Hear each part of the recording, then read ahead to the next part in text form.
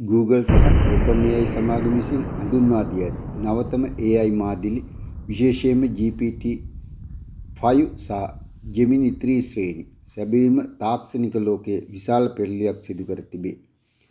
මෙම multimedia AI තාක්ෂණය මගින් මිනිසෙකු හා සමානව කතා කිරීමටත් දකින්නතේ තේරුම් ගැනීමටත් ඇති හැකියාව මවිත කරය. මිනිස් ස්වරූපයට සමානව කතා කිරීමේ හැකියාව. පැරණි AI මාධ්‍යවල තිබූ કૃතිම ස්වභාවය වෙනුවට මෙම නව මාධ්‍යවලට මිනිසෙකුගේ හඬෙහි ඇතිවන හැඟීම්, ස්වර සහ කතා කරන වේගය ඉතා නිවැරදිව අනුකරණය කළ හැකිය. බාධාවන් හඳුනා ගැනීම. ඔබ AI සමග කතා කරන අතරතුර බාධා කළහොත් එය වහාම නතර වී ඔබේ නව අදහසට සවන් දෙයි. මෙය සාමාන්‍ය මිනිස් සංවාදයක ස්වභාවයයි. හැඟීම් හඳුනා ගැනීම. ඔබ සතුටින්, දුකෙන් හෝ කෝපයෙන් කතා කරන බව හඳුනාගෙන ඊට ගැළපෙන අයුරින් ප්‍රතිචාර දැක්වීමට හැකියාව ඇත. පරිවර්තනය. මේ ඇති සුවිශේෂී විශේෂාංග වන්නේ භාෂා දෙකක් අතර ක්ෂණිකව පරිවර්තනය කිරීමේ හැකියාවයි. අඩු පේරණ කාලය. එක් අයෙකුට කතා කරන විට කිසිදු ප්‍රමාදයකින් තොරව මිලි තප්පර ගණනකදී අනෙක් භාෂාවට එය පරිවර්තනය කර හඬ නගා පවසයි.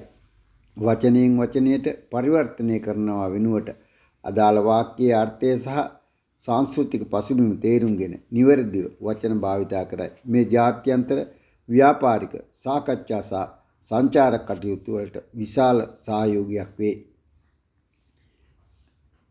මෙම මාධ්‍යවල ඔබේ ස්මාර්ට් ජංගම දුරකථනයේ කැමරාව හරහා ලෝකයේ දෙස බැලිය හැකිය. උදාහරණයක් ලෙස ඔබ කැමරාව ගණිත ගැටලුවකට යොමු කළහොත් එය එම ගැටලුව දෙස බලා ඔබට එය විසඳන ආකාරය කියා දෙයි.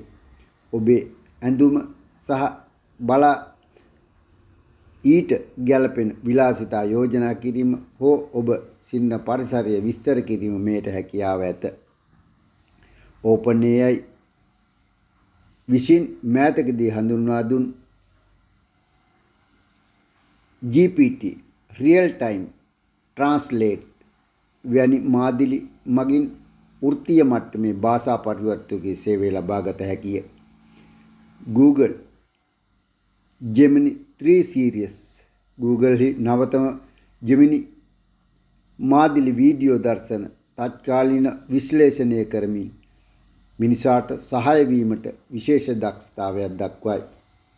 මෙම තාක්ෂණයේ ඇති වැදගත්කම මෙම AI මාධ්‍ය හුදෙක් chatbot එකක් පමණක් නොව අපගේ දෛනික වැඩ කටයුතු පහසු කරන ඩිජිටල් සහායකයෙකු බවට පත්වෙමින් පවතී. විශේෂයෙන්ම දෘශ්‍ය බාධා පුද්ගලයන් අවට පරිසරයේ තේරුම් ගැනීම සහ භාෂා බාධක ඇති පුද්ගලයන්ට එකින් එකට සමග අදහස් හුවමාරු කර ගැනීමට මෙය මාංගු පිටුවහලක් වේ. මෙතරම් දියුණුවත් මෙහි යම් අවදානම්ද අභියෝගද පවතී. පෞද්ගලිකත්වය. කැමරාව සහ මයික්‍රොෆෝනය හරහා AI එක සෑම විටම අප අවටලෝකනය නිරීක්ෂණය කරන විට අපගේ දත්තවල ආරක්ෂාව පිළිබඳ ගැටලු පැන නැගිය හැකිය.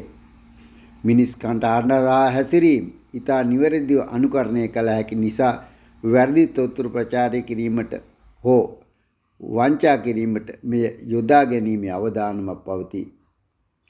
සාරාංශ කරගතහොත් Google සහ OpenAI අතර පවතින මෙම තරඟය නිසා ඉදිරි වසර කීපය තුළ අපට පරිගණකයක් සමග වැඩ කරනවා යන්නට වඩා බුද්ධිමත් සහායකයෙකු සමග කතා කරනවා වැනි හැඟීමක් ඇතිවනු ඇත. එක්ව සැකසීම.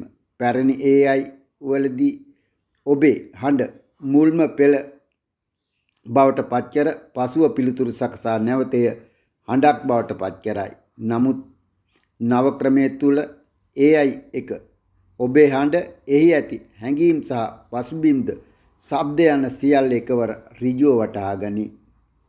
ටෝකන් පද්ධති.